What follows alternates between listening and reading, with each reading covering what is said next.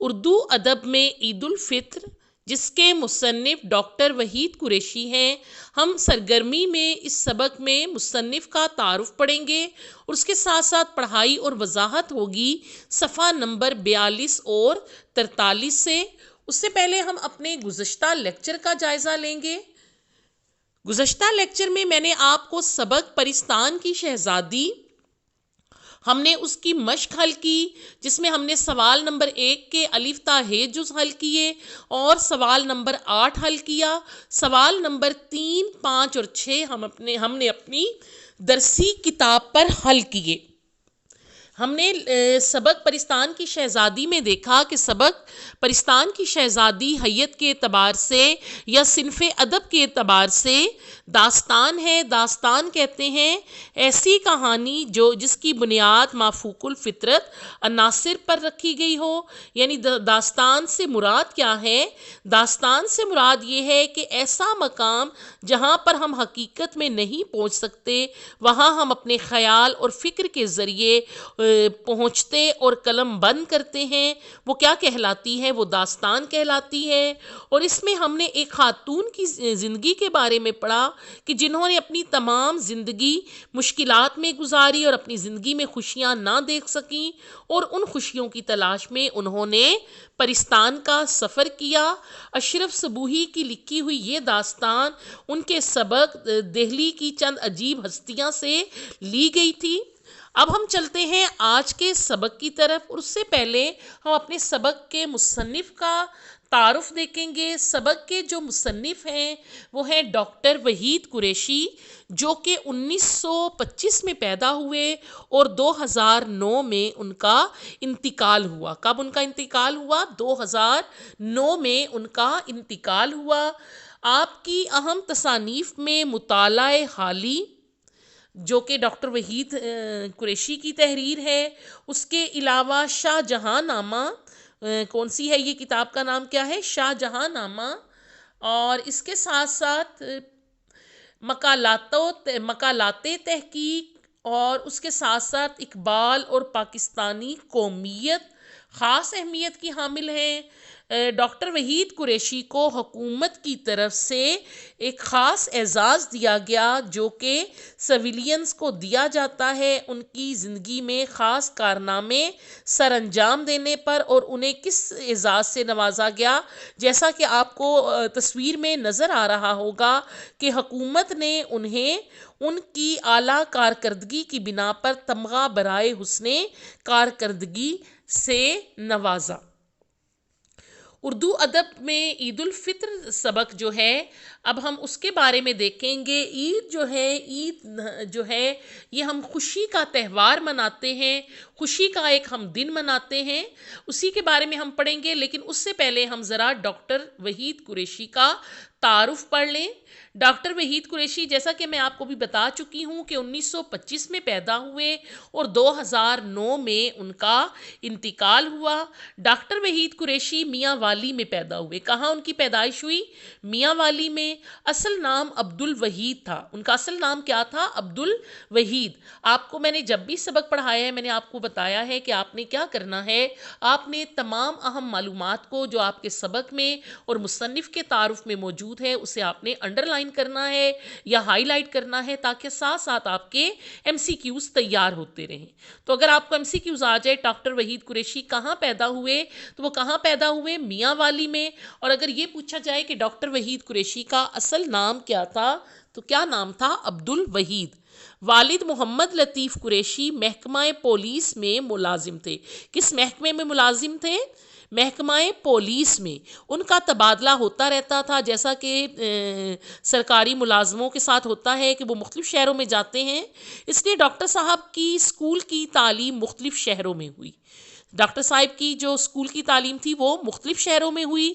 1944 میں government college Lahore سے BA honours اور 1946 میں اورینٹل کالج لاہور سے MA فارسی کیا۔ بعد ازاں بعد میں پنجاب یونیورسٹی سے MA تاریخ، PhD فارسی اور DLET اردو کی ڈگریاں بھی حاصل کی۔ DLET ڈگریاں کون سی ہوتی ہیں؟ ڈاکٹریٹ آف لٹریچر، یہ جو ہے یہ ڈگری جو ہے ادب میں PhD کے بعد کی جو ڈگری ہوتی ہے وہ ہوتی ہے، اور آپ کو اسی ڈاکٹریٹ کی ڈگری حاصل کرنے کی وجہ سے ڈاکٹر کہا گیا، آپ ڈاکٹر کہلائے۔ انہوں نے 1951 میں انہوں نے اسلامیہ کالج گجرانوالہ میں تاریخ کے لیکچرار کی حیثیت سے ملازمت کا آغاز کیا۔ انہوں نے اپنے ملازمت کی ابتدا کہاں سے کی؟ انہوں نے گجرانوالہ کے ایک کالج سے کی، جہاں پر وہ ہسٹری کے یعنی تاریخ کے لیکچرار مقرر ہوئے۔ اسلامیہ کالج لاہور میں تاریخ اور فارسی، اور Punjab university oriental college Lahore میں اردو کے استاد رہے۔ پھر بالترتیب آپ دیکھ لیں انہوں نے کہاں کہاں ملازمت کی۔ پنجاب یونیورسٹی میں مختلف مناصب لفظ جو ہے یہ منصب کی جمع ہے، اور یہ سواد سے لکھا جاتا ہے، اور معنی کیا ہے اس کا؟ عہدے۔ اگر ہوتا منصب تو عہدہ، کیونکہ مناصب ہے اس لیے عہدے، اس کی جمع لفظ ہے تو جمع میں معنی ہوگا۔ صدر شعبہ اردو، اب کون کون سے مناصب پر ہیں؟ صدر شعبہ Urdu, principal oriental college Lahore, dean کلیہ علوم شرقیہ و اسلامیہ، علوم شرقیہ و اسلامیہ کہتے ہیں مشرقی و اسلامی علوم پر بھی فائز رہے۔ 1983 سے لے کر 1987 تک مقتدرہ قومی زبان اسلام آباد کے صدر نشین رہے۔ مقتدرہ کہتے ہیں اعلیٰ یا اقتدار رکھنے والی یا اختیار رکھنے والے، یہ ادارے کا نام ہے، وہاں کے صدر رہے۔ مختلف اوقات میں یعنی مختلف وقت میں بطور اعزازی معتمد کہتے ہیں اعتماد کیا گیا۔ بزم اقبال لاہور، ناظم اقبال اکادمی ادبیات، اقبال اکادمی پاکستان، اور محتمم مغربی، محتمم کہتے ہیں انتظام کرنے والا، اقبال اکادمی یہ بھی ادارے کا نام ہے۔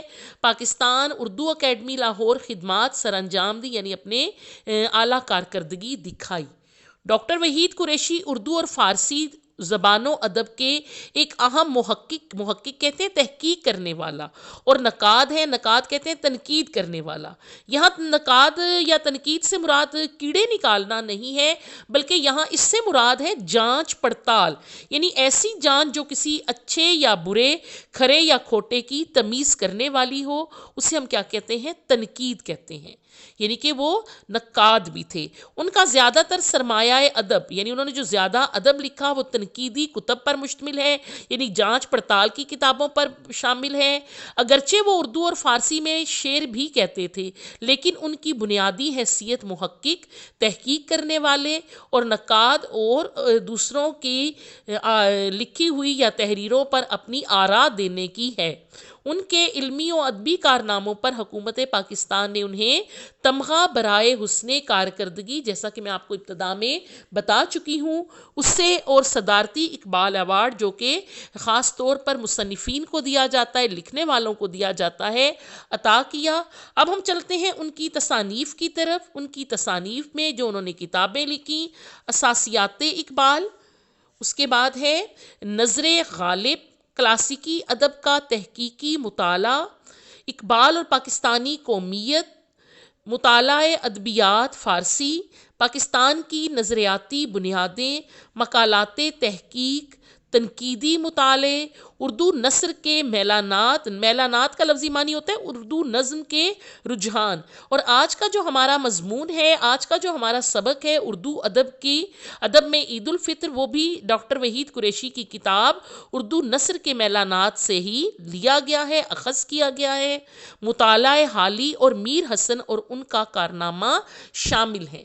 یہ تو تھی ڈاکٹر وحید قریشی کی تصانیف کے نام۔ اب ہم چلتے ہیں اپنے آج کی سبق کی طرف، آج کی لیسن کی طرف۔ اس سے پہلے ہم دیکھیں گے کیونکہ ہمارا جو آج کا سبق ہے وہ حیت کے اعتبار سے یا صنف ادب کے اعتبار سے مضمون ہے، تو سب سے پہلے ہم یہ دیکھیں گے کہ مضمون کہتے کسے ہیں۔ کسی مقررہ موضوع پر اپنے خیالات، جذبات، احساسات یا تاثرات کا نثر میں تحریری اظہار مضمون کہلاتا ہے۔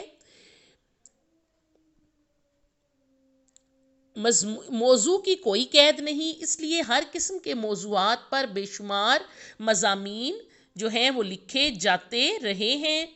مضمون نویسی میں پہلے موضوع کا تعارف کرایا جاتا ہے، یعنی کہ عنوان کے بارے میں بتایا جاتا ہے، پھر دلائل دے کر، دلائل کہتے ہیں دلیل کی جمع، یعنی ثبوت کے ساتھ بحث کی جاتی ہے، اور اہم باتیں علمی پیرائے میں، یعنی کہ علم کے دائرے میں رہتے ہوئے تمام تحریر لکھی جاتی ہے، اور آخر میں مختصراً نتیجہ پیش کیا جاتا ہے۔ توازن، بیلنس ہو، تناسب اور نظم و ضبط اس کے اہم تقاضے ہیں۔ یہ تو تھا کہ مضمون کہتے کسے ہیں۔ اب ہم چلتے ہیں آج کے سبق کی طرف۔ سب سے پہلے ہم دیکھیں گے سبق اردو ادب میں عید الفطر۔ اب یہاں پر ہمیں سبق کو شروع کرنے سے پہلے سبق کے نام کو دیکھتے ہوئے ہمیں دو بنیادی باتیں جو ہیں وہ سمجھنی ہوں گی، ایک ادب کو اور دوسرا عید الفطر کو۔ ادب کسے کہتے ہیں؟ ادب جو ہے لفظ یہ زندگی کا آئینہ دار ہے۔ ادب حقیقی زندگی کی ترجمانی کا نام ہے۔ گویا ادب زندگی ہی سے کشید ہوتا ہے، یعنی کہ ادب کو کہاں سے کشید کیا جاتا ہے؟ زندگی ہی سے۔ اور اس کے ساتھ ساتھ عید الفطر، عید الفطر وہ عید جو روزوں کے شکرانے میں منائی جاتی ہے، جو کہ ہم یکم شوال کو مناتے ہیں۔ اب ہم اس سبق کے تدریسی مقاصد دیکھیں گے۔ اسلامی تہواروں کا تعارف، یعنی اسلامی تہواروں کے بارے میں جاننا، وحید قریشی کے اسلوب سے آگاہی، ان کے طریقے کے بارے میں جاننا، تہذیب و تمدن یعنی کہ ثقافت یا کلچر یا رہنے سہنے کے طور طریقے اور رسم و رواج سے واقفیت، یعنی جو ہم نے طریقے اپنا رکھے ہیں ان کے بارے میں جاننا، مشاہدات کو بہتر انداز میں تحریر کرنا، یعنی کہ ادب پارے کی روشنی میں مشاہدات کہتے ہیں تجربات کو، اور افسانے کی صنف سے آگاہ ہونا، افسانے کی صنف کے بارے میں بھی جاننا۔ اب ہم سب سے پہلے دیکھیں گے اپنے سبق کی ابتدا کو اردو کی غزلیہ شاعری میں، یعنی کہ غزل میں جو شاعری لکھی گئی، عید کا چاند، ہلال و ابرو۔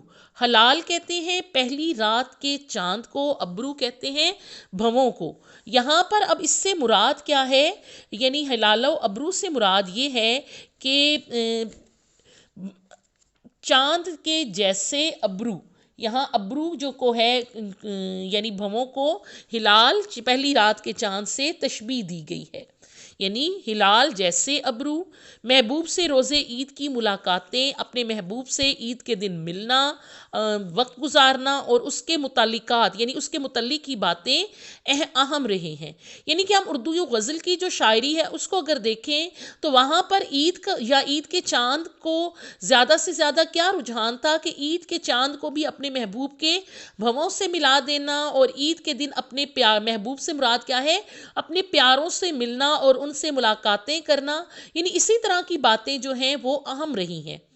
لیکن 1857 کی جنگ آزادی کے بعد جب اردو شاعری کی حدود میں وسعت پیدا ہوئی، یعنی کہ جب 1857 کی جنگ آزادی کے بعد اردو شاعری کی حدود میں، حدود حد کی جمع ہے، کشادگی پیدا ہوئی اور نظموں کی طرف توجہ تیز ہو گئی۔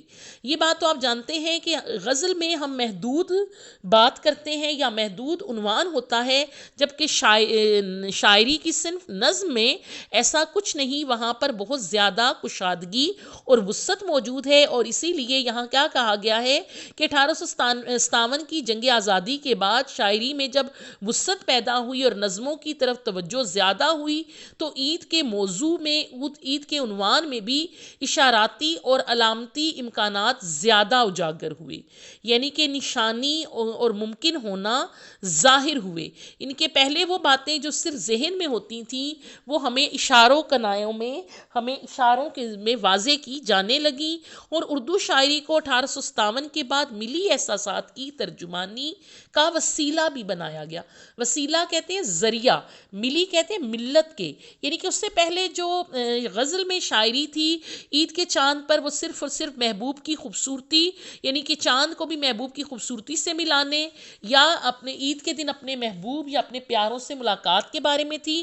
لیکن 1857 کی جنگ آزادی کے بعد کیا ہوا کہ اس عنوان میں کشادگی یعنی وسعت پیدا ہوئی، اور پھر اس کے بعد کیا ہوا کہ اس کو ملت یعنی قوم کے احساسات کا بیان کرنے کا بھی ذریعہ بنایا گیا، اور اس طرح مسلمانوں کی فکری زندگی کے خط و خال کہتے ہیں، خط اور خال سے یہاں مراد کیا ہے؟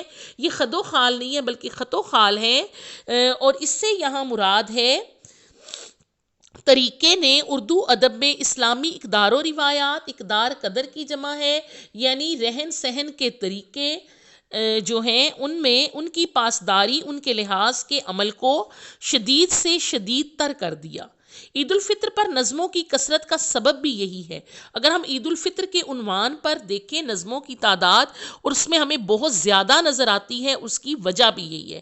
یعنی اس سے پہلے کیا تھا کہ صرف اور صرف اس کو غزل میں موضوع کے طور پر استعمال کیا جاتا تھا، لیکن جب 1857 کی جنگ کے بعد اس کو کشادگی ملی، وسعت ملی اور نظموں میں استعمال کیا جانے لگا، تو پھر کیا ہوا کہ ہم نے اپنی عام زندگی سے بھی اس کے بارے میں چیزیں شامل کرنے شروع کی، اور اس سے ہمیں کیا فائدہ ہوا کہ مسلمانوں کے رہن سہن کے جو طریقے تھے، جو ان کی روایات تھی، وہ بھی ہمارے موضوع کا حصہ بننے لگیں، اور عید الفطر میں کے موضوع پر اسی لیے بہت زیادہ کثیر تعداد میں لکھا جانے لگا، اور شعراء و ادباء نے جب تخلیقی جوہر کے حوالے سے یعنی کہ طبع ذات فن پارے کے حوالے سے ان افکار کی پیشکش کا سامان مہیا کیا، یعنی ان خیالات کو تقویت دی، تو یہ موضوع کئی جہتوں میں پھیل گیا، کئی سمتوں میں پھیل گیا۔ جیسے آج ہم پڑھ رہے ہیں کہ پہلے یہ صرف غزل کی حد تک تھا، پھر نظموں، اور آج ہم جو پڑھ رہے ہیں یہ مضمون ہے۔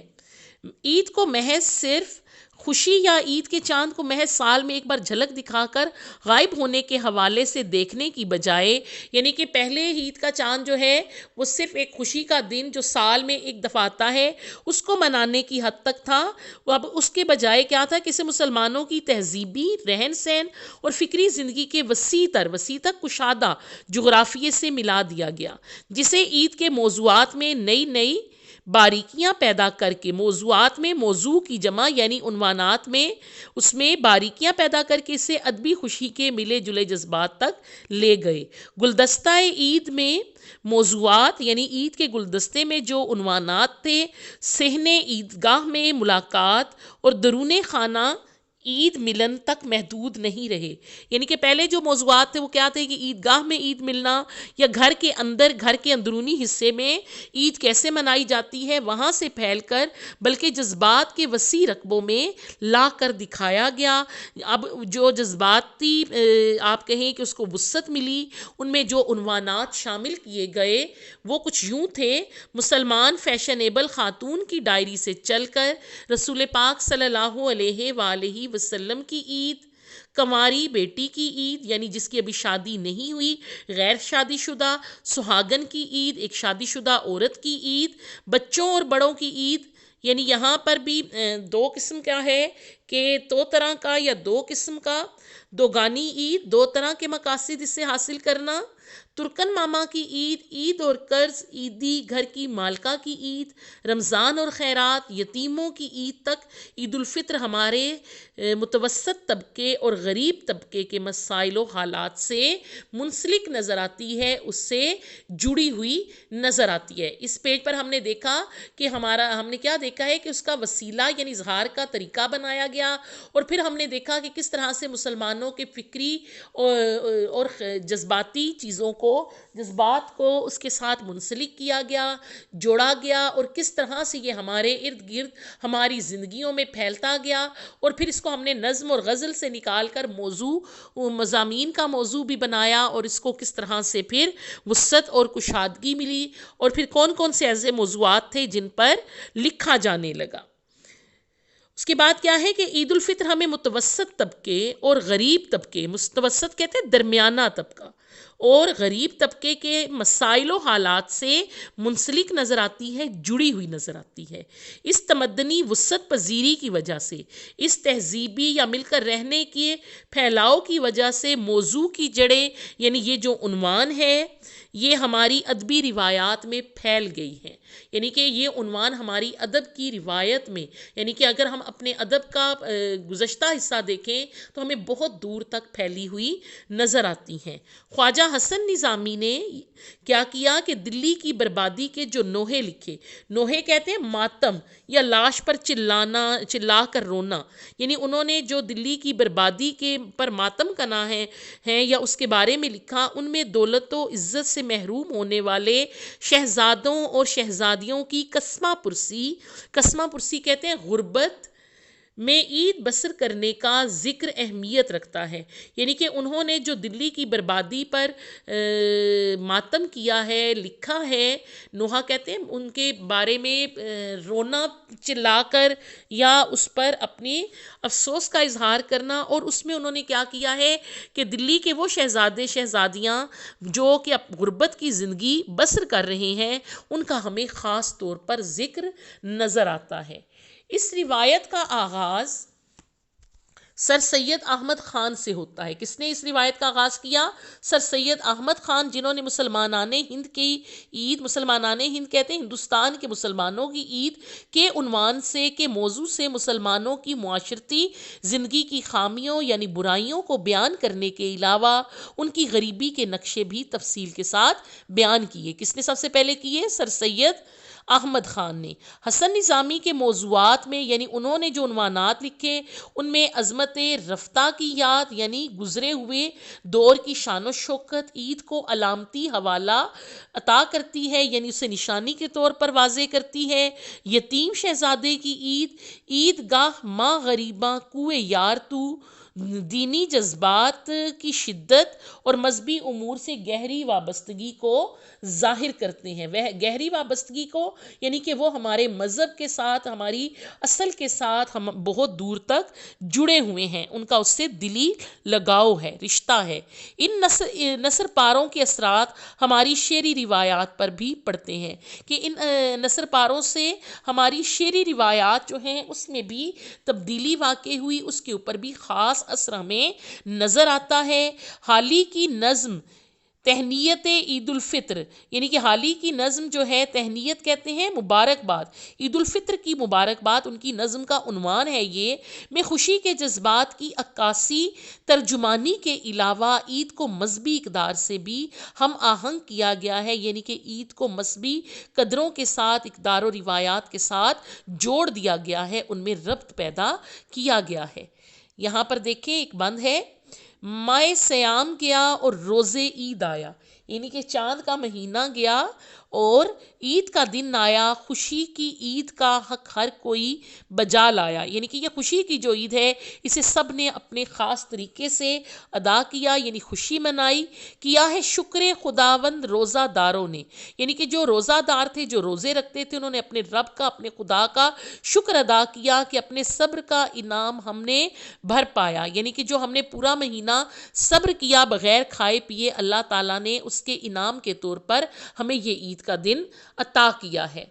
اس کے بعد دیکھیں اقبال کے ہاں ہلال عید، یعنی کہ عید کا چاند صرف ہمیں خوش ہی نہیں کرتا، ہماری ہنسی بھی اڑاتا ہے، یعنی کہ اگر ہم اقبال کی نظمیں دیکھیں یا انہوں نے جو عید کے بارے میں لکھا تو وہ صرف ہماری خوشی کو ظاہر نہیں کرتا بلکہ ہمارا مذاق بھی اڑاتا ہے۔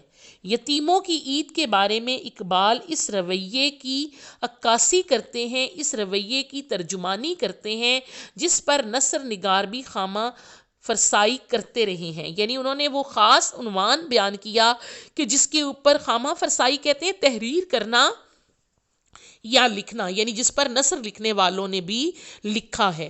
یاد طفلی یعنی عید، بچپن کی عید کی یاد کو عید کے چاند کی تصویر کشی پر، منظر کشی پر یا منظر کو بیان کرنے پر مجبور کرتی ہے، اور وہ منظر کشی والے رجحان کی طرف مائل ہو جاتے ہیں، یعنی اس عنوان کی طرف متوجہ ہو جاتے ہیں۔ کیا ہو جاتے ہیں؟ متوجہ ہو جاتے ہیں۔ اے ماہ عید بے حجاب ہے تو، کہ اے عید کے چاند بے پردہ ہے تو، حسن خورشید کا جواب ہے تو۔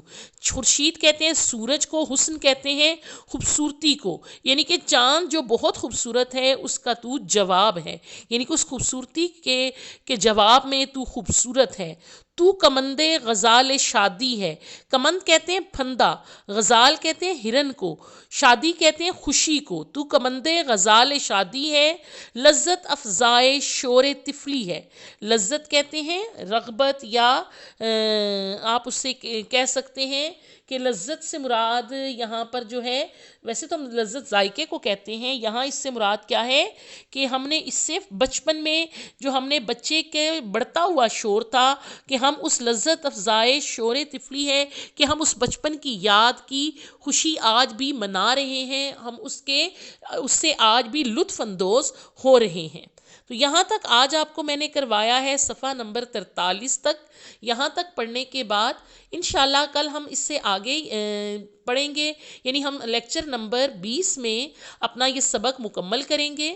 یہاں تک ہم نے دیکھا کہ سبق اردو ادب میں عید الفطر میں مصنف نے ہمیں کیا بتایا ہے کہ عید کا موضوع جو ہے کہ غزل کے دور میں عید کو صرف اور صرف محبوب سے ملاقات یا محبوب کی خوبصورتی سے مماثلت کے طور پر برتا اور استعمال کیا جاتا تھا، لیکن 1857 کی آزادی کے جنگ کے بعد جب نظم کی طرف توجہ بڑھی اور مختلف عنوانات پر لکھا جانے لگا تو اس عنوان کو بہت زیادہ وسعت اور کشادگی ملی، اور یہ موضوع مختلف طریقوں سے برتا جانے لگا، اور جس میں معاشرتی تمام جو مسائل تھے ان کے اوپر بھی بیان کیا جانے لگا۔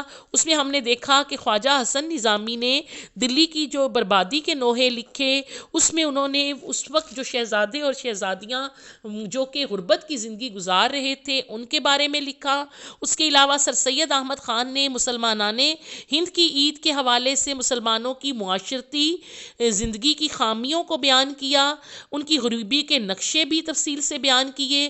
حسن نظامی کے موضوعات میں عظمت رفتہ کی یاد یعنی گزرے ہوئے وقت کی یاد کو بیان کیا گیا۔ اس کے علاوہ ہم نے دیکھا کہ حال ہی کی نظم تہنیت عید الفطر میں خوشی کے جذبات کی عکاسی کے طور پر بھی عید کو جوڑا گیا، اور اقبال کے ہاں جو عید ہے وہ صرف ہمیں خوش نہیں کرتا بلکہ ہمارا مذاق اڑاتا ہے، اور اس میں ہم نے دیکھا کہ اقبال نے کس طرح سے یتیموں کی عید کے بارے میں خیالات کا اظہار کیا، اور ان خیالات کا اظہار اس کے علاوہ ان سے پہلے نثر لکھنے والے کر چکے ہیں، اور بچپن کی یاد جو ہے وہ اقبال کو عید کے چاند کی منظر کشی پر مجبور کرتی ہے۔ اور پھر اقبال کہتے ہیں کہ اے عید کے چاند تو بے پردہ ہے، تو سورج کی حسن کا جواب ہے، تو جو ہے تو کمند غزال شادی ہے، کہ تو یوں ہے کہ جیسے ہرن کے اوپر ایک کمند ہو آہو پر، اور تو ہمارے بچپن کے جو لذت تھی، بچپن کا جو عید کا لطف تھا، تو کیا ہے کہ اس کو دوبارہ سے ہوا دے رہا ہے، تو ہمیں وہ دوبارہ سے یاد دلا رہا ہے۔ اس سے آگے انشاءاللہ ہم اپنے لیکچر نمبر 20 میں پڑھیں گے۔ اب ہم چلتے ہیں کوٹیشن آف دا ڈے کی طرف۔ رسول اللہ صلی اللہ علیہ وآلہ وسلم نے ارشاد فرمایا، جو درجہ خاموشی کی وجہ سے انسان کو ملتا ہے وہ 60 برس کی نفل عبادت سے بہتر ہے۔ درجہ، رتبہ اور مقام وہ کیا ہے کہ 60 سال کی عبادت سے بھی حاصل نہیں ہوتا۔ یہاں پر ہمارا آج کا لیکچر مکمل ہوا۔ اجازت دیں، اللہ حافظ۔